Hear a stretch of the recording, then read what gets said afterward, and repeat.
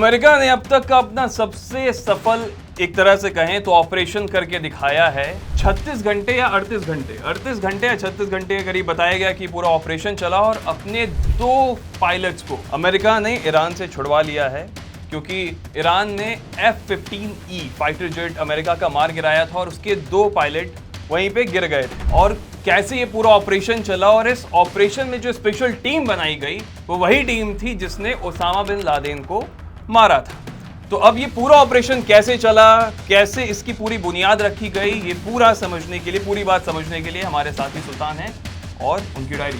सुल्तान बताएं। शुक्रवार को F-15 ईगल जो गिराया गया था, जिसको कि हमने न्यूज़ प्रिंट के दर्शकों को बताया था, उसकी अपडेट भी बताई थी कि एक पायलट जो है उसको रेस्क्यू करवा लिया गया था 7 घंटे में। एक देहदस्त नाम का इलाका पड़ता है कोह गुलियह में, और कोह का मतलब होता है पारसी में, अरबी में पहाड़ को जो है कोह कहा जाता है। न्यूज़ पिंच के दर्शकों को हमने पहले भी बताया था। तो गुलिया नाम का एक पहाड़ है, एक माउंटेन रेंज है, वहाँ पे ये गिरा था, जहाँ पे देहदस्त नाम की एक जगह है। वहाँ पे F-15 ईगल का हमको टेल दिखाई दिया था कि उसकी जो एयरक्राफ्ट की जो टेल वहाँ पे बरामद की गई थी। उसके बाद वहाँ पे रेस्क्यू ऑपरेशंस चलाए जाने शुरू हुए। तो पहला पायलट जो था कि दरअसल जो F-15 है वो ट्विन सीटर जेट है। ट्विन सीटर जेट का मतलब हुआ कि दो पायलट है। पायलट और को पायलट नहीं होता है, पायलट और वेपन सिस्टम ऑपरेटर होता है। जो कि उस जो है जेट का वेपन सिस्टम को ऑपरेट करता है, और एक आदमी जहाज उड़ाता है। क्योंकि कॉम्प्लिकेटेड मशीन होती है फाइटर जेट्स जो होते हैं। तो उसमें जो पायलट थे उनको रेस्क्यू कर लिया गया था 7 ही घंटे में। और उस रेस्क्यू के दौरान जो है 2 ब्लैक हॉक जो हैं हेलीकॉप्टर्स, उनके ऊपर शूट किया गया था। ईरान के जो बसीज फोर्सेस हैं और जो ग्राउंड फोर्सेस हैं उनके द्वारा जो 2 ये हेलीकॉप्टर्स जो हैं वो भी उसमें जख्मी हुए थे। उसका क्रू मेंबर्स भी जख्मी हुए थे, लेकिन वो पायलट को वो लोग रेस्क्यू करा ले गए थे। लेकिन सेकंड पायलट जो कि वेपन सिस्टम ऑपरेटर था, या वेपन सिस्टम ऑफिसर्स भी कहा जाता है कई जगह पे, तो WSO जो थे वो नहीं मिल रहे थे और उनको जो है लगातार रेस्क्यू करवाने की कोशिश की जा रही थी। और ये ऑपरेशन जो है उसको आने वाले समय में बढ़ाया जाएगा। तमाम जो स्पेशल फोर्सेस जहां ट्रेनिंग होती है उनको कि किस तरीके से ऑपरेशन हुआ। और उसके अलावा आने वाले समय में बहुत संभावना इसकी है कि हॉलीवुड में आपको एक मूवी भी इस पे बनती हुई दिखाई दे।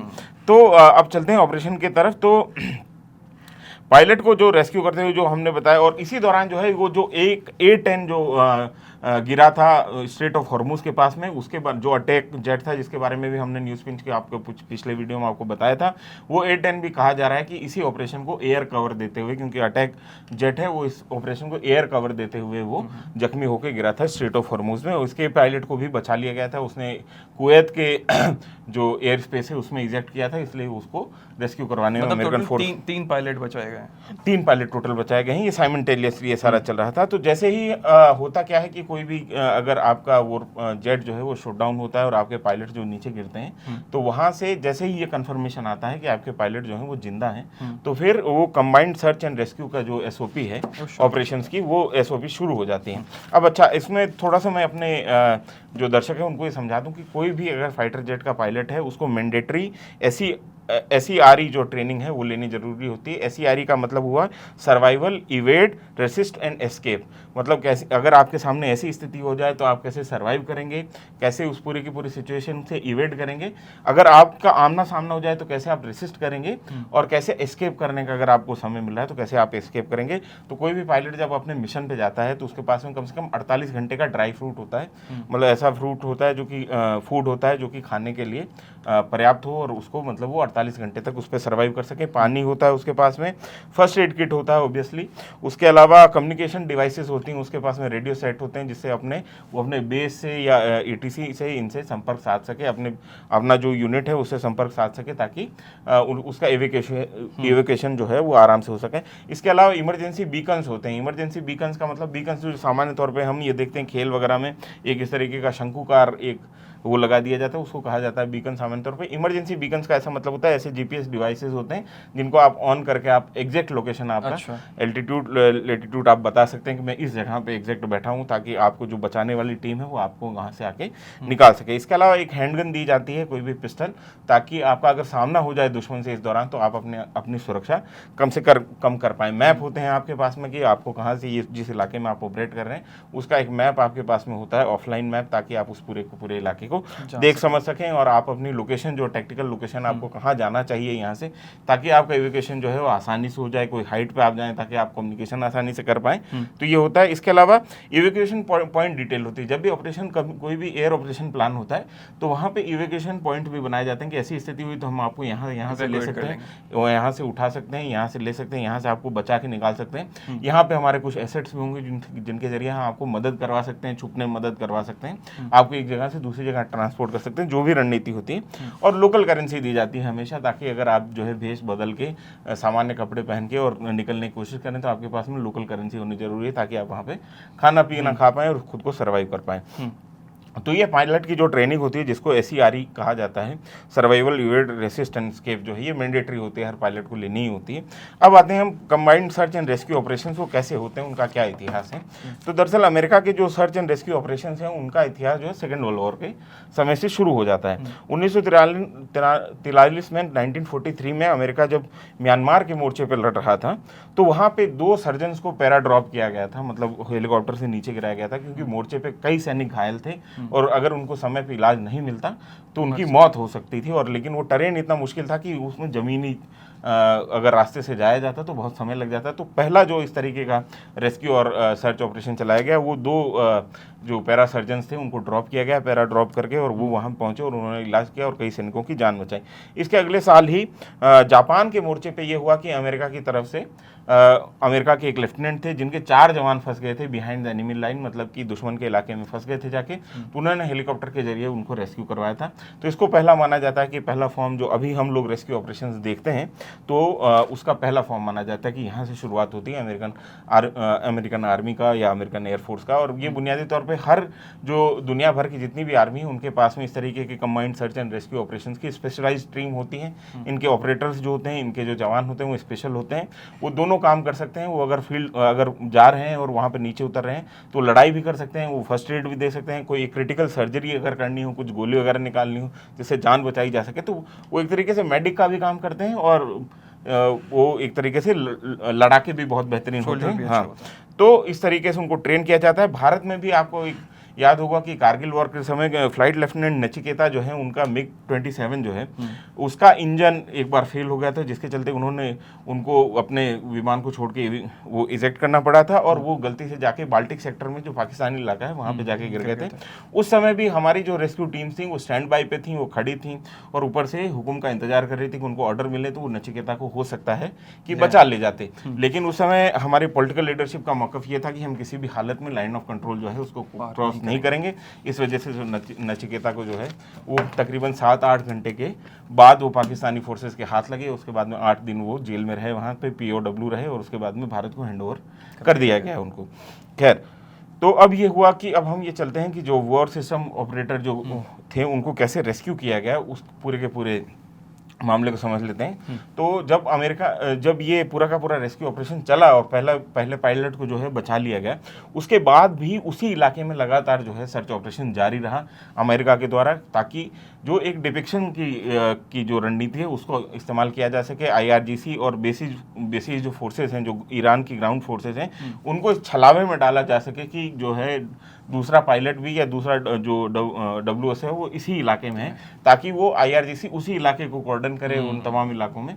और दूसरी तरफ इनके पास में ये लोकेशन आ गई थी कि जो वॉर सिस्टम ऑपरेटर हैं वो कुहे स्याह नाम की एक जगह पड़ती है जरगोस माउंटेन में, वहाँ पे जो है छुपे हुए हैं। लगभग 7000 फीट की ऊंचाई पे अच्छी खासी ऊंचाई होती है और उसमें एक पहाड़ी दरार में उन्होंने खुद को छुपा रखा था। और इस बीच में क्या किया कि लगातार अमेरिकन फोर्सेस को ये डर बना हुआ था कि कहीं रशियन या चाइनीज सैटेलाइट जो हैं वो भी GPS सिग्नल ना पकड़ लें।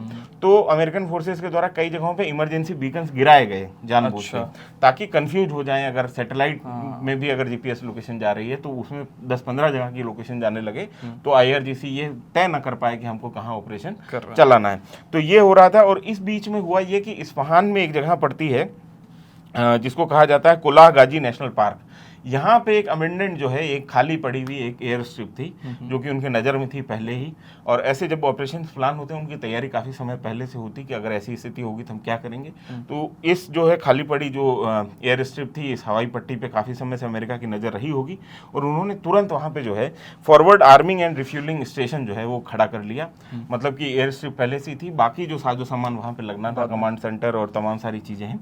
और वहाँ पे उन्होंने सबसे पहले ये काम किया कि MC-130 जो कि लॉकहीड मार्टिन का बनाया हुआ कैरियर जेट है, जिसमें सामान और असलहा जो है लाद के और सैनिक लाद के इधर से उधर ले जाया जा सकता है, ट्रांसपोर्ट जेट है, उसका इस्तेमाल करके दो जो है MC-130 जो है वहाँ पे उतार दिए गए। कई हेलीकॉप्टर्स वहाँ पे उतार दिए गए, कई हेलीकॉप्टर्स उस जेट में लाद के उतारे गए ताकि जो है उनको तुरंत बाहर निकाल लिया गया। जिसमें एक होता है MH-6 जिसको लिटिल बर्ड कहा जाता है, छोटा हेलीकॉप्टर है जिसमें 6 लोग बैठ सकते हैं, 2 पायलट और कॉल पायलट कुल मिला के 8 लोग बैठ सकते हैं। सामान्य तौर पर बहुत छोटा हेलीकॉप्टर होता है और वो तेज जाता है और उसको इसीलिए इस्तेमाल किया जाता है कोवर्ट ऑपरेशंस में कि जल्दी से जाके कहीं से अगर किसी को निकालना है, कहीं से किसी को रेस्क्यू करवाना है तो वो बहुत काम आते हैं।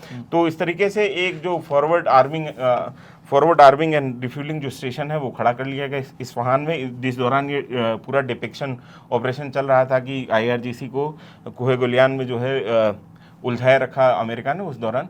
और एक काम और किया CIA ने, जो वहाँ के अमेरिका की इंटेलिजेंस एजेंसी, उसने बहुत जगह पे ये न्यूज़ फैलानी शुरू की ईरान के अंदर ही कि दोनों पायलट्स को हमने रेस्क्यू करवा लिया, रेस्क्यू करने से पहले ही, ताकि जो है जो IRGC के जो तमाम प्रयास हैं वो थोड़े से ठंडे हो जाएं। इस वजह से तो तमाम सारी तकनीकें जो हैं अपनाई गई और काफ़ी दूरी पे जो है ये सारा का सारा रेस्क्यू ऑपरेशन का नाटक चलता रहा कोहगुलियह में, ताकि जो पायलट हैं उनको सुरक्षित बचा लिया जाए। इस बीच में हुआ क्या कि अब जब लोकेशन हमको पता लगे कि भाई ये कुहे शाह में जो WSO है वो बैठे हुए हैं, वॉर सिस्टम ऑपरेटर जो है वो बैठे हुए हैं और अब उसको कैसे निकाला जाए, तो फिर अमेरिका की तरफ से SEAL-6 जो है टीम इनकी, नेवी SEAL-6, उसको डिप्लॉय किया गया। ये अमेरिका की सबसे स्पेशलाइज्ड यूनिट है। जैसे हमारे यहाँ पे पैरा SF को सबसे स्पेशलाइज्ड यूनिट माना जाता है, अलग अलग जैसे गरुड़ फोर्सेस भी हैं उसके अलावा, तो इस तरीके की फोर्सेस वहाँ पे भी अमेरिका में है। SEAL-6 का जो रिकॉर्ड है ऑपरेशंस का वो बहुत ज़बरदस्त रहा है। अभी जो निकोलस मादुरो को जो एक तरीके से अमेरिका ने अगवा किया था उसमें भी SEAL-6 का ही वो ऑपरेशन था। उसके अलावा 2011 का एबोटाबाद रेड जो है, जिसको ऑपरेशन नेपच्यून स्पेयर कहा जाता है, ओसामा बिन लादेन को जिसमें मारा गया था, वो भी SEAL-6 का ऑपरेशन था। 2009 में ये एक थे कैप्टन रिचर्ड फिलिप्स, जो कि सोमालियन पायरेट्स ने जिनको कर लिया था अगवा, उनको भी छुड़ाया गया था इसी ऑपरेशन में। 2012 में जेसिका बुकानन थी, एक एड वर्कर थी, एक तरीके से यूनाइटेड नेशंस के जो एड प्रोग्राम होती हैं उनकी वर्कर थी, उनको भी सोमालिया में एक तरीके से बंदी बना लिया गया था, उनको भी छुड़ाया गया था। 1943 का जो बैटल ऑफ मोगादिशु है, और ये बहुत इंपॉर्टेंट बैटल है क्योंकि इसके ऊपर एक पूरी फिल्म बनी है जिसका नाम है ब्लैक हॉक डाउन। अगर आपने देखी है, दर्शकों से भी मैं कहूँगा कि बहुत बेहतरीन वॉर फिल्म में से एक मानता हूँ मैं ब्लैक हॉक डाउन को, उसको आपको जरूर देखना चाहिए। उसमें भी एक ब्लैक हॉक जो है हेलीकॉप्टर वो डाउन हो गया था, फिर उसका रेस्क्यू ऑपरेशन जो, क्योंकि वहाँ पर तमाम सारी टीमें अमेरिकन आर्मी की फंस गई थी, और उसके रेस्क्यू ऑपरेशन में भी SEAL जो है टीम 6 का इस्तेमाल किया गया था। और अच्छा, इसका SEAL टीम 6 नाम इसीलिए रखा गया था क्योंकि जब ये बनी थी 1984 में, तब सोवियत इंटेलिजेंस को खास तौर पे KGB को धोखा देने के लिए, कि ताकि KGB को ये लगे कि उनके पास में एक से ज़्यादा कई सारी टीमें हैं। अच्छा। तो SEAL-6 इसीलिए नाम दिया गया था, 6 नंबर का इसीलिए इस्तेमाल किया गया ताकि उनको भी भुलावे में डाला जा सके।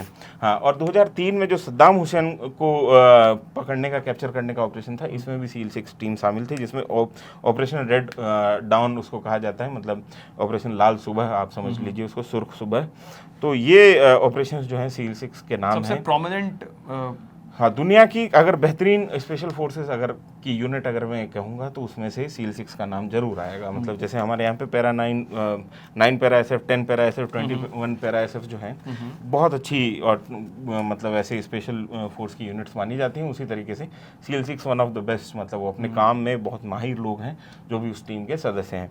तो अब ये हुआ कि अब यहाँ से जो SEAL-6 उतरी और SEAL-6 ने उनको जो WSO है उनको उठाया और वहाँ से कहा जा रहा है कि बेहबहान एक जगह पड़ती है खुजिस्तान में, मतलब इन्होंने प्रोविंस ही चेंज कर लिया, दूसरे राज्य में उसको लेके चले गए 50 से 60 किलोमीटर, और यहाँ से हेलीकॉप्टर के जरिए जो इस्फहान के कोलान गाजी नेशनल पार्क में जो ये इन्होंने बनाया था FARS, मतलब कि forward arm and refuelling station, यहाँ पे ये उसको लेके गए और यहाँ पे दो MC-130J जो एयरक्राफ्ट हैं वो पहले से ही तैनात थे, जो कि इनको ले जाने का इंतजार कर रहे थे। लेकिन यहाँ पर भी ऑपरेशन खत्म नहीं हुआ, यहाँ पर इस ऑपरेशन में एक और ट्विस्ट आ गया। कारण ये हुआ कि MC-130J जो ये बताए जा रहे हैं 2 वहाँ पे तैनात थे, उनमें टेक्निकल खराबी आ गई, जिसकी वजह से वो वहाँ से उड़ान नहीं भर पा रहे थे। अच्छा, ये अमेरिका का कहना है कि वहाँ पे टेक्निकल खराबी की वजह से हम उड़ान नहीं भर पा रहे थे। ईरान का ये कहना है कि हमने उनको हिट किया था, जिसकी वजह से उनको वापस से लैंडिंग करनी पड़ी।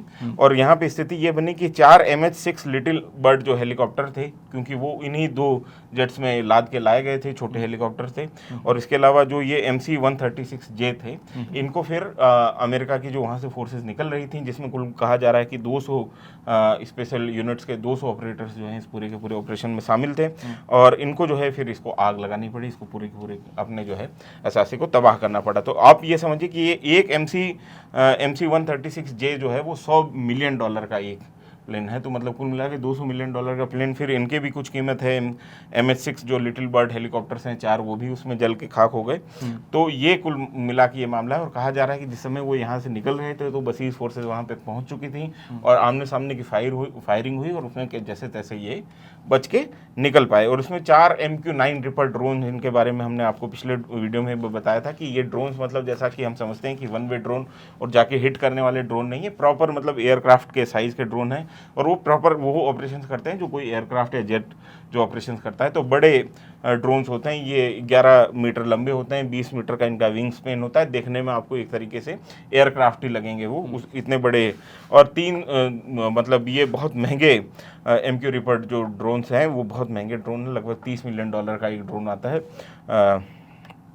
तो ऐसी स्थिति है, 4 MQ-9 रिपर ड्रोन जो हैं वो भी इसमें जल के नुकसान भी, लेकिन अमेरिका को अच्छा बहुत हुआ है। लेकिन आपको ये समझना पड़ेगा सूरज कि अमेरिका के द्वारा ये जो तमाम सारी बातें कही जाती हैं कि हम अपना एक भी सैनिक जो है उसको पीछे नहीं छोड़ेंगे, और ये आपको जो फोर्सेस आपकी ग्राउंड पे लड़ रही हैं उनको कैसा मोराल देता है, ये भी आपको समझना बहुत जरूरी है कि आपकी अगर सेना का एक भी जवान, आपकी सेना इसके ऊपर कटिबद्ध है कि हमारे कितने भी लॉसेस हो जाएं लेकिन हम अपना एक भी सैनिक पीछे नहीं छोड़ेंगे, तो उससे आपके जवानों में बहुत ज़बरदस्त मोराल रहता है।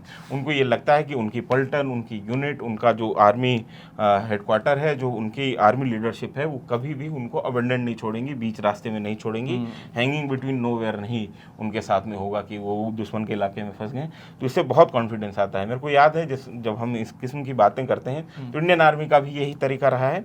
और एक इंसर्जेंट फोर्स है जिसके ऊपर हमारे पास में जल्द ही एक डॉक्यूमेंट्री हम लोग लेके आ रहे हैं, उसके ऊपर नक्सलाइट्स जो हैं उनके बारे में भी ये बहुत फेमस रहा है कि जब वो बहुत पावर में थे तो ऐसी स्थिति होती थी कि अगर उनका एक भी साथी मारा गया है तो उसकी लाश को रिकवर करने के लिए वो 7, 8, 10 घंटे तक भी लड़ते रहते थे, लेकिन वो लाश जो है वहाँ पे छोड़ते नहीं थे, क्योंकि वहाँ पे लाश रिकवर होने का मतलब कि उसको आइडेंटिफाई कर लिया जाता फोर्सेस के द्वारा, और जिस गाँव का वो होता नक्सलाइट, फिर उस पूरे के पूरे गाँव पे कॉर्डन लगता और तमाम वहाँ पे पूछताछ होती, लोग परेशान होते।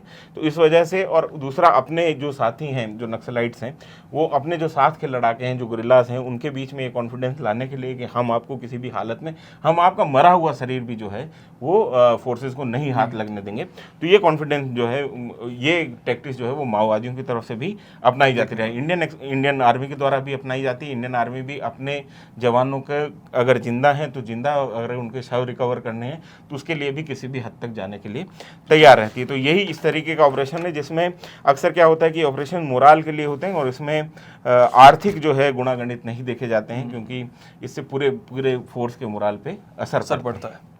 तो ये स्थिति अभी बनती है, और ये ऑपरेशन जो है वो, उसको मैं कहूँगा बहुत डेयर डेविल ऑपरेशन रहा है अमेरिका की तरफ से।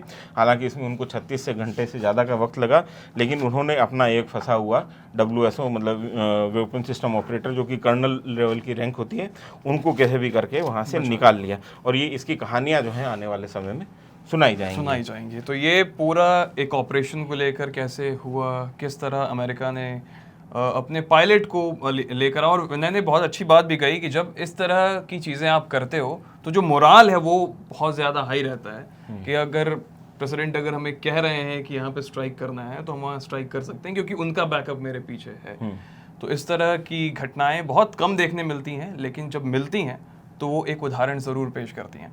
तो ये पूरा लेखा जोखा था जो सुल्तान ने हमें बताया। तो क्लोजिंग आप करना चाहेंगे? हम हाँ, और अभी क्या है कि कल पिछले 48 घंटे में बहुत सारी उठापटक हुई हैं इस युद्ध में कई सारे नए डायमेंशंस खुल गए हैं। डिप्लोमेटिक फ्रंट पे भी बहुत सारी बातें हो रही, दोनों तरफ से बहुत शदीद किस्म के अटैक एक दूसरे के ऊपर किए जा रहे हैं। इसके बारे में जो डिटेल्स हैं उसको हम आपको एक अलग वीडियो में देंगे, और वो वीडियो भी आप मेरे को लगता है देखना नहीं भूलेंगे। आपको ये वीडियोज़ पसंद आ रहे हैं ऐसा हमारी उम्मीद है। अगर नहीं आ रहे हैं जैसा भी आपका कमेंट है हमको कमेंट बॉक्स में लिख के ज़रूर बताएं। मेरा नाम है विनय सुल्तान, मेरे साथ हैं सूरज, कैमरे के पीछे हैं सुधांशु। ये वीडियो देखने के लिए शुक्रिया।